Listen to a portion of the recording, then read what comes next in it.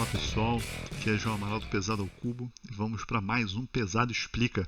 E dessa vez consegui reunir tudo o que eu precisava, jogar várias vezes para falar para vocês do jogo mais pesado que eu já joguei e também dos jogos favoritos da minha coleção. Falando então agora, é pesado, desse aqui, o High Frontier. High Frontier, eu tenho aí a terceira edição, com tudo que existe. E eu queria exatamente jogar para poder falar com vocês da edição For All, que é a nova edição que está lançando agora. Lançamento em 2020, mas chegada na maioria dos lugares aí em 2021. E está vindo para o Brasil High Frontier For All. Então, jogaço aí para a gente falar dos jogos mais pesados que eu joguei, dos melhores jogos que eu já joguei. Então, vamos aí para o vídeo de regra do High Frontier For All. Detalhe, para quem jogou a terceira edição, vou colocar algumas coisinhas aí no vídeo das diferenças, principalmente da terceira para a quarta edição. Vou falar aí um pouco do jogo básico, que na minha opinião melhorou bastante em relação ao jogo básico da terceira edição. E se vocês quiserem, comentem aí embaixo para a gente fazer os vídeos dos outros módulos. Módulo 0, que já vem na caixa base, módulo 1, módulo 2, módulo 3 e temos aí já módulo 4 em desenvolvimento. Um abraço pessoal, vamos para a regra. Vamos lá então de High Frontier For All, jogo de Phil Eklund, para mim joia aí do Phil Eklund que tem uma formação científica aí em engenharia espacial, então é o jogo realmente a menina dos olhos dele, jogaço High Frontier. Passando um pouquinho aí, primeiramente, pessoal, com os componentes do jogo, como eu sempre gosto de passar com vocês. Os componentes do jogo a gente tem como moeda as Aquas, que o jogo chama, que são uns disquinhos de água no mod aqui do TTS. Esse é o mod oficial da Sierra Madre Games, tá? Ele usa um contador para ficar mais fácil o nosso uso. A gente tem esse mapa principal, que é o mapa mais poluído que vocês já viram na vida, mas todas as informações são importantes que estão aí, já vou explicar isso para vocês. A gente tem aqui os decks, são 6 decks de jogo, tá? Dessas cartinhas. A gente tem aqui o nosso Sol Sunspot Cycle, que é o nosso marcador de turnos de jogo. A gente tem o nosso player board com as nossas peças. A gente tem os discos de claim, que é os discos de propriedade, vamos dizer assim. Temos as nossas fábricas, temos as nossas colônias, temos a nossa miniatura do foguete, 2 marcadores de outpost e a nossa carta inicial da nossa tripulação, que a gente pode escolher um dos lados para jogar, certo? Agora eu vou entrar para vocês em como é que a gente ganha o jogo do High Frontier. O jogo do High Frontier, a gente vai andar com o nosso foguete, tá? Ao redor dessas coisinhas que vocês estão vendo aqui. A gente vai andar com o foguete para os corpos celestes, que são esses hexágonos que vocês estão vendo. Primeiramente, a gente vai querer clamar esse local, que é para chamar ele de nosso. Depois, a gente vai colocar fábricas nesses locais, que vão permitir que a gente faça mais peças mais avançadas para o nosso foguete. E depois, a gente vai colocar até colônias nossas nesses locais, uma vez que a gente já tem a fábrica. No fim do jogo, cada peça nossa, cada marcador desse vale 1 ponto. Então, colônia 1 ponto, fábrica 1 ponto e o disco de claim 1 ponto. Além disso, temos pontos bônus. De acordo com as fábricas, são de acordo com essa tabela aqui, que é o valor da fábrica. Se só existir uma fábrica do tipo C no jogo, essa fábrica me daria 8 pontos. Se eu tivesse uma fábrica do tipo M e existissem 3 fábricas desse tipo no jogo, cada fábrica dá para os jogadores 4 pontos. Então tem uma especulação, vamos dizer assim, um pouco dos valores dos pontos bônus das fábricas. Além dos pontos bônus das fábricas, a gente ainda vai ganhar pontos bônus por colônias, se elas forem construídas em locais de biologia, que é essa folhinha, eles dão 1 ponto adicional. E se a gente construir colônias em locais que a gente tenha mares, que é esse símbolozinho aqui, a gente ganha 2 pontos adicionais. Além disso, se a gente for o primeiro a ir em um determinado local, determinada zona, a gente vai pegar esses Glory Sheets, que o jogo chama, são marcadores de glória, que vão ficar com a nossa tripulação. Se a gente conseguir voltar com a tripulação para a Terra, esses pontos de glória vão dar pontos variáveis de 2 a 5 pontos, dependendo da distância que a gente for. Se por acaso a gente não conseguir voltar com a tripulação, esse Glory Sheet vai valer 1 ponto, como vocês estão vendo aqui. Além disso, no jogo de 3 ou mais jogadores, a gente tem esses marcadores de heroísmo, que são votados entre os jogadores para tentar balancear algum evento catastrófico que aconteceu com o jogador, seja de perda humana ou alguma coisa que o noob calculou mal uma jogada, entre outros, que isso cada um desses vale 2 pontos. E esses são as pontuações que a gente pode fazer no High Frontier for All. Vamos agora, pessoal, passar um pouco de como vai funcionar o fluxo do jogo do High Frontier. No High Frontier, você vai fazer no seu turno uma operação, que ele chama, dentre essas opções aqui na tabela, que eu vou passar em todas com vocês. Você vai poder mover o seu foguete e fazer um número qualquer de ações livres, que são essas ações aqui da tabela também. A movimentação do seu foguete vai poder ser antes ou depois da operação. Você vai escolher, mas você nunca pode interromper o movimento do teu foguete e fazer uma operação no meio. E o que você vai querer fazer no teu turno? Você vai inicialmente comprar cartas, que eu vou explicar como vai ser esse mecanismo, que são as peças do seu foguete. Depois você construir um foguete, você vai começar a andar com esse foguete para clamar os sítios planetários. Depois de clamar esses sítios planetários, você vai querer construir uma fábrica. Essa fábrica vai permitir que você construa peças mais avançadas do seu foguete para você poder ir mais longe, pegar mais glória e completar os seus objetivos e ganhar o jogo. Vamos agora entrar em detalhes a respeito das operações do jogo e vou começar primeiro falando um pouco da anatomia das cartas. No jogo base de High Frontier, a gente tem 6 decks de carta.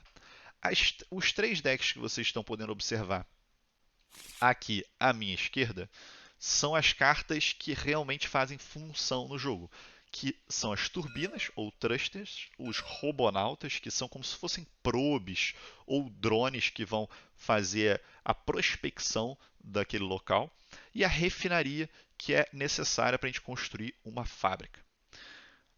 Todas essas 3 cartas que vocês estão vendo nessa coluna, elas são cartas que o jogo chama de suportes. São cartas que vão permitir o uso das cartas da esquerda. Como é que funciona um pouco a anatomia das cartas? No topo, a gente tem o nome do tipo de carta com uma referência de cor. Cada tipo de carta tem uma referência de cor específica. Depois, naquele canto ali superior esquerdo, a gente tem no quadradinho preto, a primeira informação que a gente tem é a massa. A massa é o peso daquela peça no teu foguete. Quanto menor a massa, sempre melhor, que o teu foguete é mais leve, você consegue voar ele com maior eficiência. A próxima informação que a gente tem ali é o rad-hard, é o quão resistente essa sua peça é à radiação que a gente vai ter que passar em algumas regiões do nosso universo. Quanto maior esse valor, melhor, quer dizer que aquela peça é mais resistente. Logo abaixo, a gente tem os pré-requisitos dessa peça. Esse thruster, por exemplo, ele tem como pré-requisito um reator, que é a corzinha roxa, que pode ser do tipo desse símbolo de bomba ou do tipo X. Reparem, por exemplo, que este reator aqui é um do tipo de bomba que serviria para tornar aquela turbina funcional. Além disso, a gente tem na parte central, onde tem a arte, uma letra, que pode ser um dos 6 tipos espectrais dos corpos celestes. No caso dessa carta, a gente tem a letra V.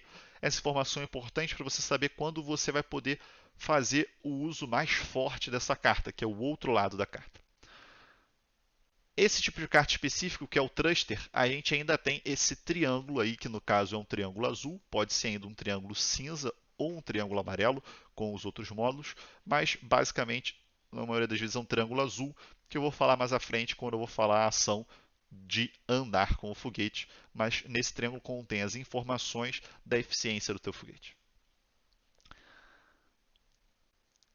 Os robonautas, que são essas cartas rosas, elas vão aparecer em 3 tipos. A gente tem os robonautas com o símbolo de foguete, como vocês podem ver nessa carta. A gente tem os robonautas com o símbolo de rover, como vocês podem ver nessa carta.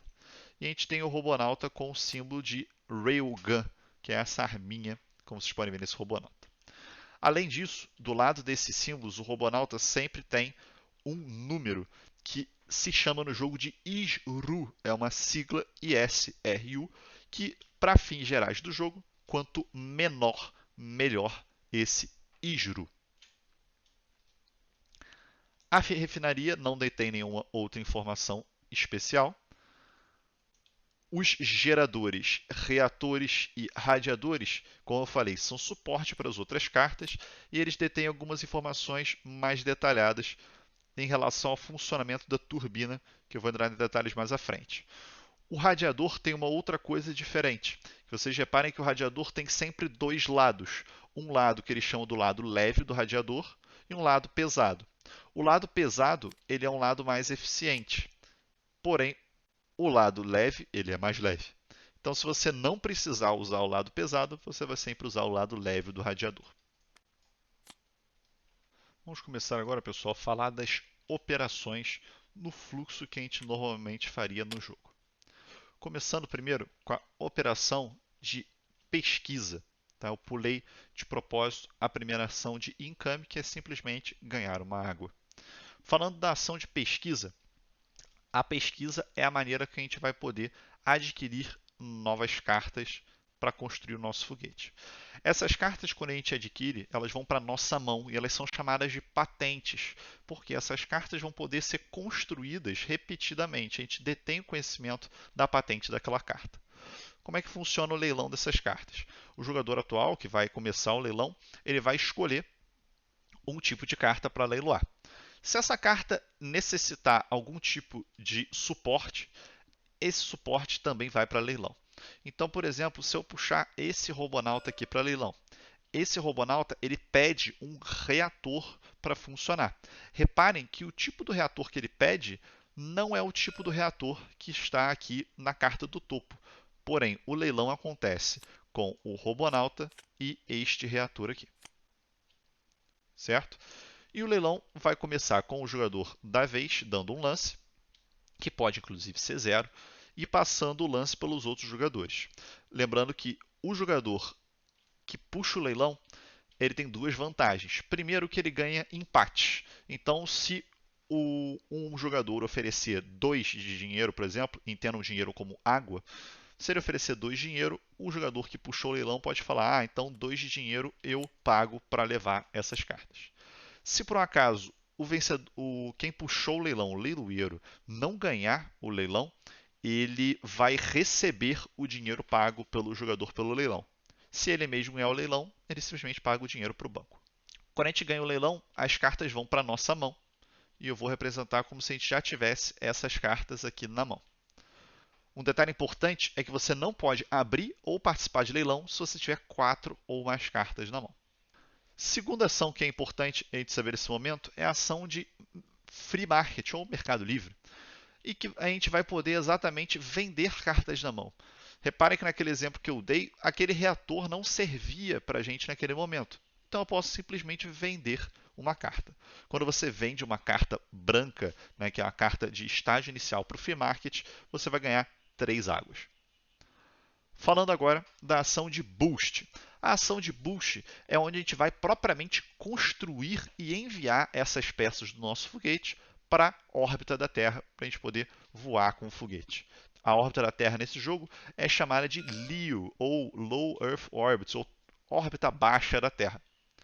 Como é que vai funcionar? Para cada massa de uma peça que eu quiser subir, eu tenho que pagar uma água para impulsionar essa peça. Na ação de boost, você pode impulsionar quantas cartas você quiser. Então, considerem que eu impulsionaria essas 4 cartas. Eu teria que pagar um total de 3 de massa, se eu quisesse colocar o radiador nessa posição, ou 4 de massa, se eu quiser colocar o radiador nessa posição. Reparem, eu não entrei nesse detalhe ainda, mas que o meu reator pede 2 símbolozinhos de termômetro no radiador. E o meu Robonauta pede um símbolo desse.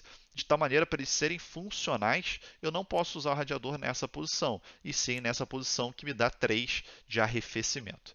Então eu pagaria 4 águas e mandaria essas cartas para o Lio. Essas cartas vêm aqui para essa região, representando que como se elas estivessem nesta posição aqui no mapa, certo?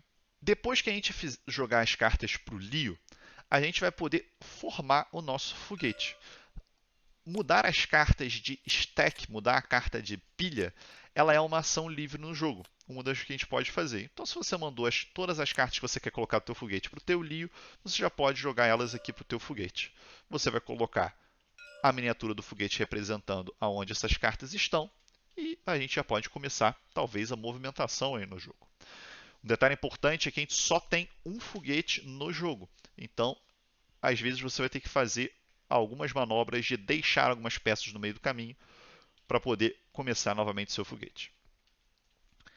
Antes da gente começar a pensar em movimentar o nosso foguete, a gente precisa pensar em algumas coisas aqui no nosso Player Aid. Eu estou falando agora do manejo do combustível no High Frontier, que é um detalhe muito importante para o jogo. Falando então do manejo do combustível, primeiramente, a gente vai ter que analisar a massa total das nossas cartas. Então, eu olhei aqui com essas 4 cartas que eu tenho no meu deck, eu tenho algumas cartas de massa 0, eu tenho uma massa total de 4 no meu combustível.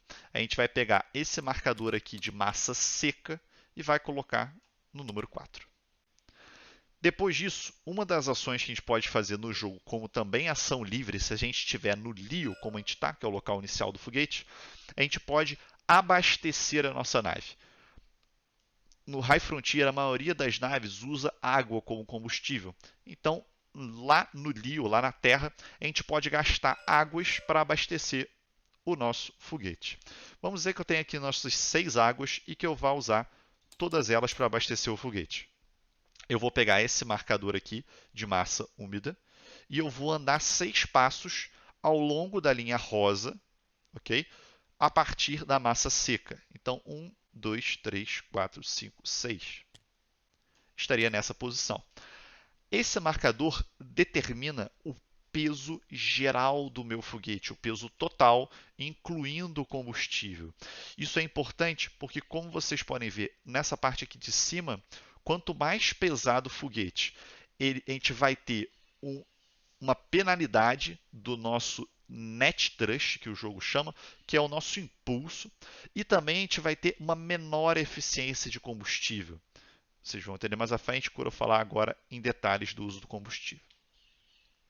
Depois de a gente determinar a nossa massa seca, a nossa massa úmida, a gente vai ter que determinar o nosso net thrust, que é o nosso impulso. O nosso impulso é marcado neste track aqui de cima e ele nunca pode ser 0 ou menor. Ele sempre vai ter que ser positivo, porque se não for positivo, a nossa nave simplesmente não anda. Aonde que a gente descobre o nosso net thrust? Primeiramente, a gente vai olhar o nosso thruster, a nossa turbina. E esse valorzinho que a gente tem aqui à esquerda é o nosso net thrust basal.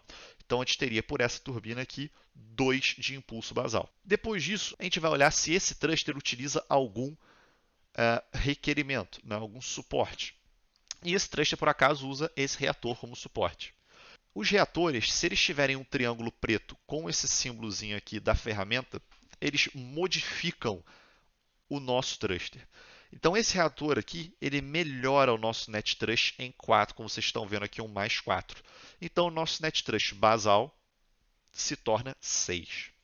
Então eu marcaria 6 de net thrust. Qual é o detalhe? A minha nave está muito pesada, então eu tenho 1 de decréscimo do meu net thrust.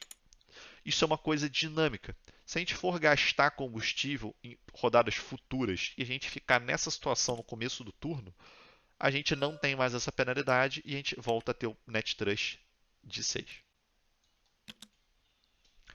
Qual outra informação importante para o nosso movimento que a gente tem aqui no nosso thruster? É essa aguinha aqui do lado, essa gotinha. Isso determina o seguinte, ele determina o custo de queima de combustível. Existem alguns locais no mapa que a gente vai ter que gastar queima de combustível. Quanto menor esse número, mais eficiente é a nossa turbina. Existem, novamente, alguns suportes que modificam isso. Esse reator ele não modifica em nada, continua sendo 1 para 1. Existem reatores que deixam isso mais caro, reatores que deixam isso mais barato. Então, no caso da nossa turbina, a gente gasta 2 passos de combustível para cada queima que a gente precisar fazer. E o que seria um passo de combustível no jogo?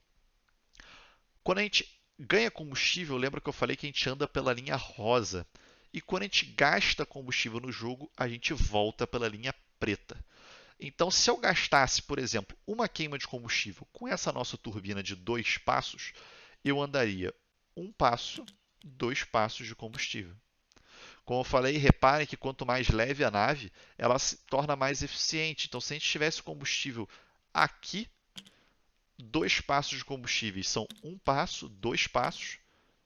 E o último combustível que a gente pode gastar é esse, um passo, 2 passos, que é uma vez que a massa encontra a massa seca. Isso quer dizer que a gente acabou com todos os nossos tanques de combustível. Explicado esse conceito geral, vou falar agora um detalhe, que é esse símbolozinho aqui em cima, que é o símbolo de Afterburn.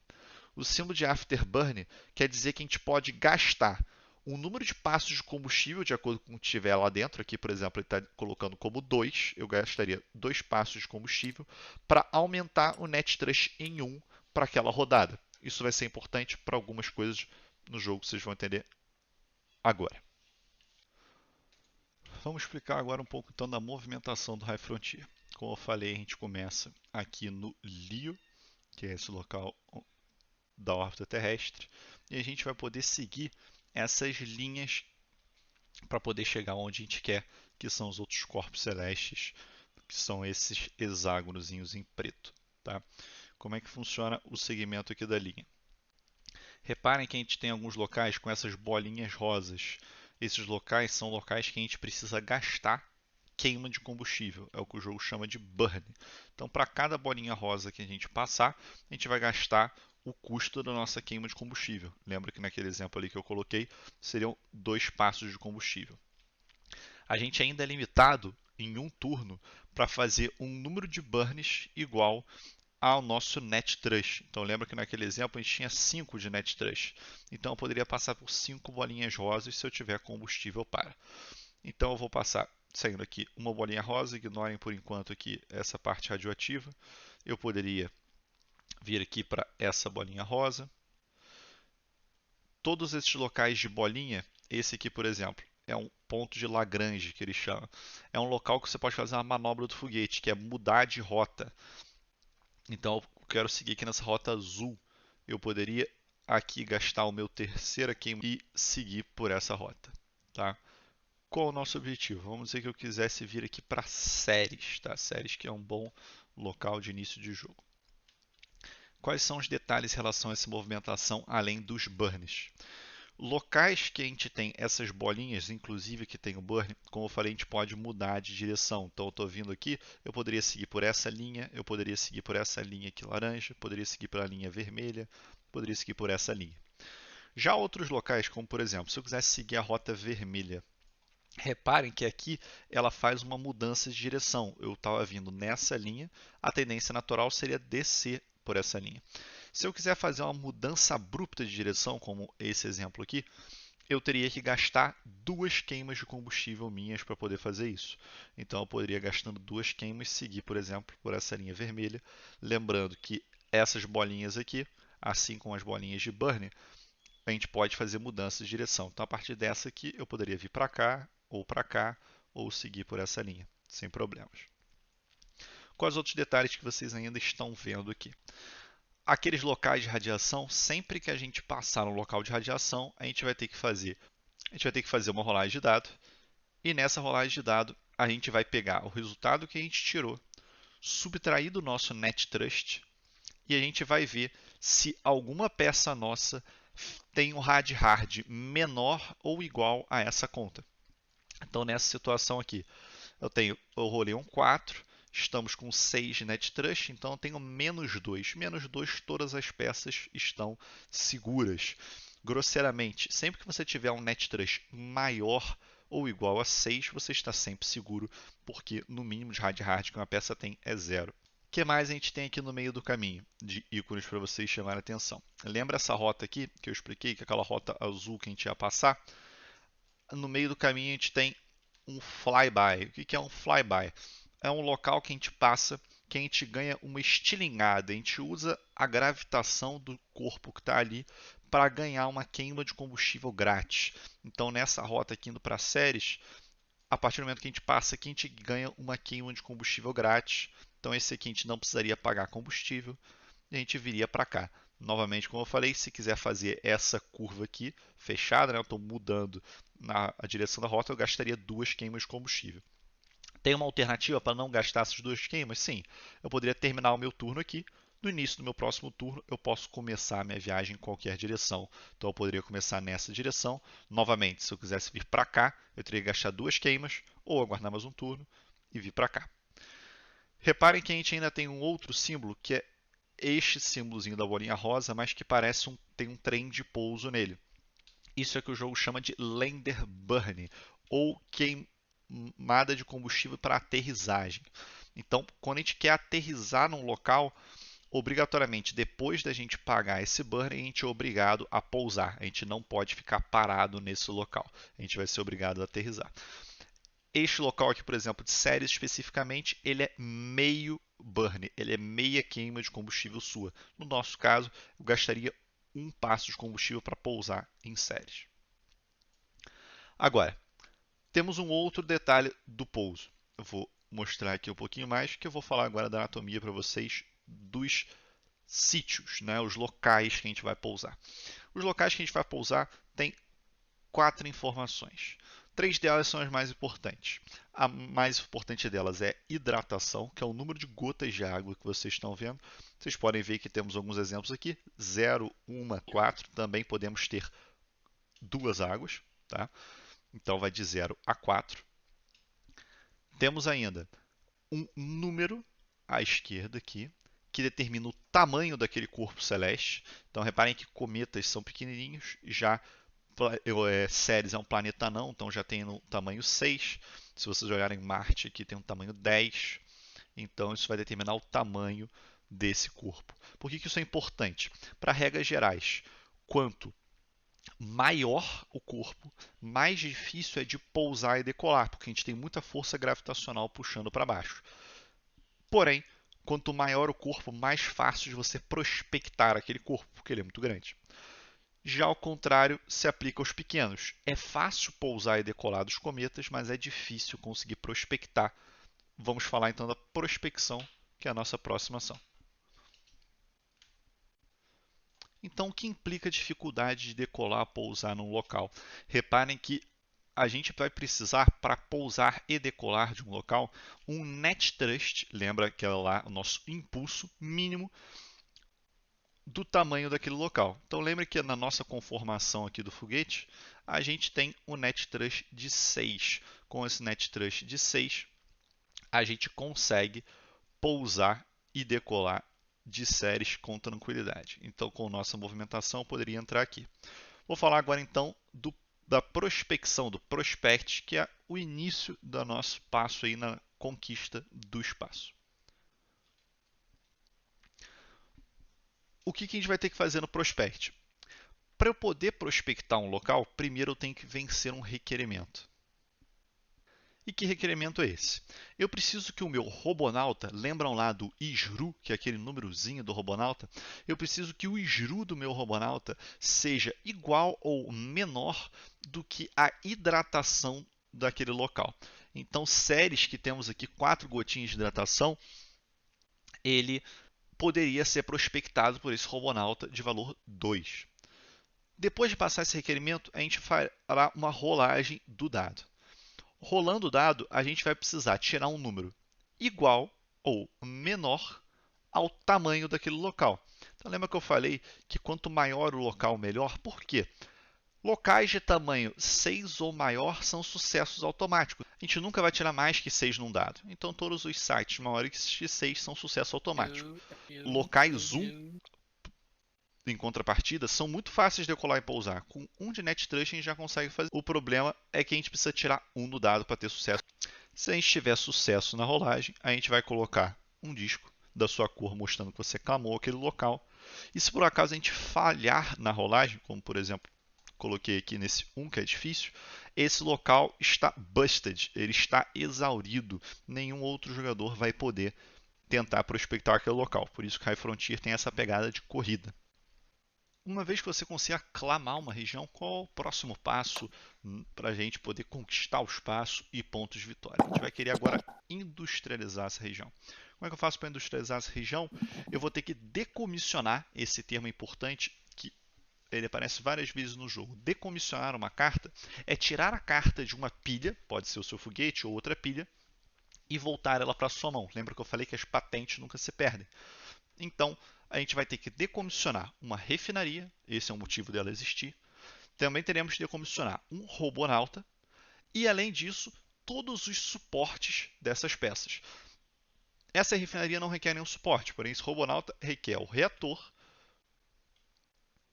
e o radiador. E não se esqueçam que esse reator também precisa do radiador. Então eu decomissionaria essas 4 cartas, restando apenas a turbina. Reparem que a turbina ela não é funcional sem o reator. E uma das ações livres que a gente pode fazer é decomissionar uma carta para sua mão. Eu decomissionaria essa carta para minha mão também, uma vez que o foguete não está mais funcional. Uma vez que a fábrica é feita, eu vou colocar um cubo aqui em cima representando que a fábrica é feita. Foi feita. E o que mais a gente pode colocar de token no mapa, pessoal? A gente pode fazer a colônia. Lembra que eu falei para vocês que colônia pode dar pontos bônus dependendo de onde esteja inserida e ela sempre dá um ponto base. Para fazer isso, a gente vai ter que decomissionar, lembra que decomissionar é voltar para a nossa mão uma carta de humano. Toda carta que tiver esse símbolozinho aqui triangular é que é uma tripulação humana. Então a gente volta com essa carta para a nossa mão e coloca aqui uma colônia. Lembrando novamente, para colocar a colônia, a gente tem que ter uma fábrica já estabelecida naquele planeta. Vamos falar agora, pessoal, de 2 ações que vocês vão poder fazer uma vez que você tem uma fábrica construída que vai permitir você construir um foguete mais eficiente e tornar o manejo do combustível de maneira mais eficiente para ir em locais mais longe. A primeira delas vai ser o ET Production, o ET Production. Como é que funciona? Lembra que eu falei para vocês aqui dentro da anatomia da carta que existe essa letrinha que está colocada aqui nela? Isso é um preview do outro lado da carta. Isso quer dizer o seguinte, todas as cartas nossas básicas de peças de foguete, elas têm um outro lado que é um lado preto. E o lado preto é sempre uma versão mais forte da carta. Às vezes, como no exemplo aqui desse radiador, ele é mais leve. Há exemplos de outras cartas, as refinarias podem te dar alguma ação especial. Os thrusters podem se tornar mais eficientes ou mais resistentes. Os reatores podem se tornar melhores. Por exemplo, esse aqui daria mais 4, aqui ele já está dando mais 7. Enfim, a carta sempre melhora. Com a ação de ET Production, lembra que isso é uma operação, então uma das coisas que você pode fazer no turno, você pode pegar uma carta que esteja na sua mão e produzir ela num local de fábrica que você tenha a letra correspondente. Então, naquela fábrica que a gente construiu, ela é a fábrica do tipo C, se vocês se lembram bem. Então eu poderia produzir esse radiador aqui do lado evoluído dele lá no local C. Como é que eu vou marcar que ele está lá no local C? Se você tiver com o foguete lá, você vai poder colocar ele diretamente no teu foguete. Caso contrário, a gente vai usar um desses marcadores de Outpost. Outpost, aproveitando para falar, é um deck de cartas que você pode largar no meio do caminho do teu trajeto. Lembra que eu falei que a gente só pode ter um foguete em jogo? Então, às vezes vai ser interessante você largar cartas no meio do seu trajeto, ou, como nesse caso aqui, você está produzindo uma coisa lá no outro planeta. Então, até você ir buscar, a gente marca com aquele token que essa peça aqui está nesse outpost. Por isso a gente deixa ela aqui nesse stack. Uma das coisas que a gente pode fazer como ação livre é transferir cartas entre o outpost e o nosso foguete, uma vez que a gente esteja no mesmo lugar. Quando a gente chega aqui, por exemplo, com o foguete nesse nosso outpost, a gente pode desfazer o outpost, trazendo essa carta para cá, ou transferir mais cartas para o outpost, sem problema. A gente tem um limite de 2 outposts no jogo. Existe uma outra ação que a gente pode usar para trazer essa carta mais próxima da gente. Vamos supor que a gente tenha nosso foguete esteja lá no Leo ou esteja sob construção ainda e a gente produziu uma carta ET lá no final. A gente pode fazer uma ação que o jogo chama de ação de delivery. Como é que funciona? A gente vai pedir para um cargueiro de alguém trazer essa peça aqui para a gente, dizemos assim. Qual o custo que vai ser essa peça? Como vocês podem ver bem na referência, o custo vai ser 2 vezes a distância da zona para a Terra. Então, lembre que a Terra está aqui na zona mais 0. Se eu produzir aqui na zona de Ceres, que é -2, ela tem 2 de distância. Então eu pagaria um total de 4 águas. É como se eu transferisse essa carta que estava lá no Outpost 1 para o meu Lio. Se o meu foguete estiver lá, lembra que eu posso, como ação livre, acoplar ela ao foguete. Então, o Delivery é uma operação que permite a gente trazer cartas pretas que foram produzidas em outro lugar para a nossa Low Earth Orbit. Uma coisa importante é que isso se aplica ao jogo base. Nos jogos mais avançados, a gente não tem essa regra do Juninho, como a gente gosta de brincar. Vamos falar agora de 2 vantagens das fábricas a respeito do teu movimento do foguete.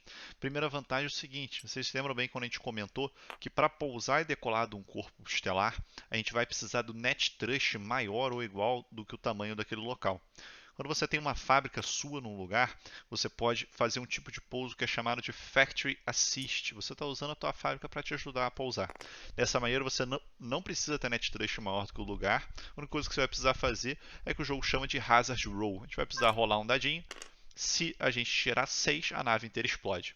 Se isso não acontecer, a gente pousa sem problemas. Tá? Lembrando que quase todas as rolagens no jogo em que a gente vai ter alguma perda na nave, a gente pode usar o poder de Failure is not an option, ou falha não é uma opção. Então você vai poder pagar lá suas 4 águas para não ter que rolar esse dado. Então a fábrica te ajuda a pousar e decolar quando você tem esse local. Além disso, existe uma operação que a gente pode fazer quando a gente estiver pousado no planeta com uma fábrica nossa que se chama de Site Refuel, ou reabastecimento em um sítio extraterrestre. Se você quiser fazer isso, você vai preencher o teu tanque de combustível com 7 águas. Zero custo, você simplesmente está puxando a água do planeta.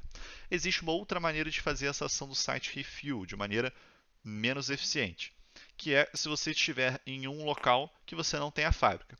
Se você for fazer isso, você vai pegar a hidratação daquele local, subtrair do seu ISRU, lembrem, aquele númerozinho do seu robonauta, tá? Então aqui, por exemplo, eu teria um juro 4, então a gente teria -1, né? Então no mínimo 0, e depois dessa conta, mais 1. Então no mínimo você vai extrair 1 de combustível. Então repare que nessa situação aqui eu extrairia 1 de combustível apenas.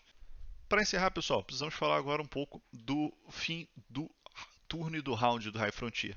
Reparem que a gente tem esse marcador aqui que a gente chama de Sunspot Cycle, que a gente vai, o primeiro jogador vai colocar um dos cubos dele para marcar que é o primeiro jogador daquela rodada, e todo fim de round, isso é, uma vez que todos os jogadores jogarem, a gente vai avançar esse cubo aqui para o próximo espaço. Sempre que a gente passar por algum local desse de evento, a gente vai rolar um D6 e resolver de acordo com essa tabela que vocês estão vendo aqui. Se a gente rolar 1 ou 2, é a inspiração, são as novas ideias. A gente vai rodar esses 6 decks. Se a gente rolar um 3, acontece um glitch. Um glitch, a gente vai usar um marcador desse aqui, que é o seguinte. Se a gente tiver uma nave, na verdade, um deck de cartas, né, uma pilha de cartas que não tiver um humano, lembrem que no jogo base o nosso humano é sempre a nossa crew. Se ele não tiver um humano, ele recebe um glitch. Isso vai implicar no seguinte: toda vez que a gente for fazer alguma ação dessas aqui de baixo, por exemplo, passar por um slingshot, que é o flyby, ou fazer site refill, que é aqueles pegar combustível fora do lugar, ou até mesmo prospectar, a gente vai ter que rolar um D6. Qualquer carta que a gente tiver o hard, lembra aquele númerozinho embaixo da massa, igual ao resultado, a gente vai decomissionar. O glitch é bem ruim de ficar na nave. Uma vez que você chegue com um humano naquela nave, ou que você decomissiona a nave como um todo, o glitch vai embora. Imagine o glitch como uma falha no computador da nave que só o humano consegue resolver. Se a gente rolar um 4 em qualquer situação, acontece um Pad Explosion. O que é? A gente vai ter que decomissionar a carta de massa mais alta do nosso Lio. Se não tiver nenhuma carta no Lio, nada acontece. Lembrando que algumas cartas são imunes. O nosso crew, a nossa tripulação é imune. Cartas pretas são imunes. Esses textos que estão aqui azul são das expansões, que eu não preciso entrar em detalhes para vocês agora. Já se a gente fizer uma rolada do 6 ou do 5, o resultado vai depender da estação. Repara que a gente tem uma estação azul, uma amarela e uma vermelha. Na estação azul vai acontecer uma anarquia. Na anarquia a gente vai poder fazer algumas coisas que são chamadas de felony. Felony são ações que não são bem vistas pela comunidade intergaláctica. Entre elas, usar a fábrica do amiguinho sem pedir permissão. Você pode muito bem pousar na fábrica do amigo e encher teu tanque usando a fábrica do amigo. Você pode clamar locais que já foram clamados por outros jogadores, entre outras coisinhas. Se a gente tiver o evento aqui na fase amarela, é o evento de Budget Cuts. A gente vai ter que descartar uma carta à escolha da nossa mão. A gente teve que vender uma patente, né? Não vender diretamente, que a gente só perde a carta mesmo. E o Solar Flare? O Solar Flare é o seguinte, na verdade, essa estação aqui mudam duas coisas. Durante todo esse período dessa estação é um momento de tempestade solar. Então todas as rolagens, quando a gente passa aqui naqueles locais de radiação, eles são aumentados em 2. Então, às vezes você não vai querer tanto viajar nesse período. Além disso, se a gente rolar um evento 5 ou 6 nesse período, acontece um Solar Flare. A gente vai rolar um D6, que é como se tivesse uma radiação batendo em todas as coisas que estão no universo. Qual é o detalhe dessa radiação? Essa radiação vai ser um D6 menos a distância que a gente está do Sol. Isso é uma tempestade solar. Então, se a gente estiver bem longe do Sol, a gente tem menos efeito dessa tempestade solar. Além disso, se a gente estiver pousado em algum planeta ou até mesmo no Lio, a gente não sofre essa tempestade solar. Uma vez que a gente passar pelos 12 ciclos de um ano, de um Sunspot, a gente vai passar pelo Seniority, em que a gente vai passar isso aqui para outro jogador ser o First Player. Certo? Na verdade, o jogador que era o first player anteriormente, ele precisa denominar um outro jogador a ser o primeiro jogador da rodada. Isso, pessoal, são as regras básicas de High Frontier for All. Fiquem ligados aí no nosso pesado ao cubo. Se gostaram desse vídeo, dê o like de vocês aqui embaixo, isso é muito importante pra gente. Se inscrevam no canal e comentem aí embaixo pra gente se vocês querem os vídeos dos módulos a mais no High Frontier e cola com a gente no canal do Discord pra gente jogar isso junto. Aquele abraço, pessoal, e até a próxima.